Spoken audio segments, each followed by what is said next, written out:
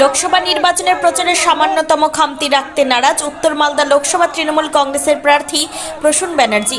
তিনি শনিবার কনুয়াতে কালী মন্দিরে পুজো দেন। এরপর এদিন হরিশ্চন্দ্রপুর 1 নম্বর ব্লকের ভিঙ্গল, মহেন্দ্রপুর এবং হরিশ্চন্দ্রপুর এলাকাবাসীদের কাছে গিয়ে তাদের কথা শোনা, রোড শো করার মাধ্যমে জনসংযোগ সারছেন প্রসূন ব্যানার্জি। হরিশ্চন্দ্রপুর 1 নম্বর ব্লকের ভিঙ্গল গ্রাম পঞ্চায়েতের কনুয়াতে ভোট প্রচারে এসে বিজেপি সরকারের তৈরি ডিটেনশন ক্যাম্পকে গুড়িয়ে দেওয়ার হুঙ্কার দিলেন তৃণমূল প্রার্থী প্রসূন বন্দ্যোপাধ্যায়। এছাড়াও তিনি বলেন, বিজেপি সরকারের তৈরি ডিটেনশন ক্যাম্পকে হিটলারের গ্যাস চেম্বারের সঙ্গে তুলনা করার পাশাপাশি গুড়িয়ে দেওয়ার নিদান দিলেন তিনি। প্রসূন বলেন, মোদি ও অমিত শাহ দিল্লিতে বসে জমিদারি করছে, সিএএ কালা আইন লাগু করেছে, বাংলার মানুষ তাদের কথায় উঠবোস করবে, এটা আমরা কখনো হতে দেব না, কথা দিলাম।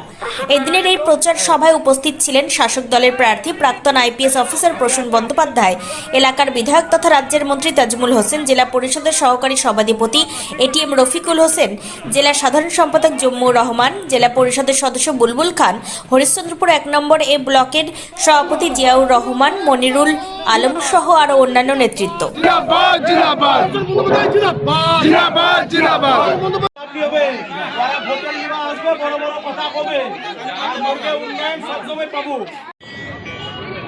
আমি শুধু 15ই মার্চ ওল্ড মালদার জনসভায় দাঁড়িয়ে একটা কথা বলেছিলাম, এক কথাতেই সব ভয় পেয়ে গেল। আমি শুধু বলেছিলাম যে যদি আমার সমর্থকদের বা যারা আমাকে গাইড করেন, আমার অভিভাবক, আমার নেতৃত্বকে কোনোভাবে AK-47 SLR দিয়ে ভয় দেখানোর চেষ্টা করা হয়, আমি তৃণমূল কংগ্রেসের প্রার্থী হিসাবে তার পাশে গিয়ে দাঁড়াবো। কথা ভুল বলেছিলাম? আমি একথাও বলেছিলাম যে আমি পার্লামেন্টারি ডেমোক্রেসিতে বিশ্বাস করি, আমি ব্যক্তি আক্রমণ করি না।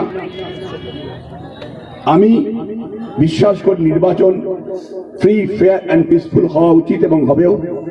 আমি আশা করব মানুষ তার নিজের পছন্দ মতো মানুষকে ভোট দেবেন, যাকে তার পছন্দ হয় তাকে তিনি ভোট দেবেন। আমি এই কথাগুলোই বলেছিলাম।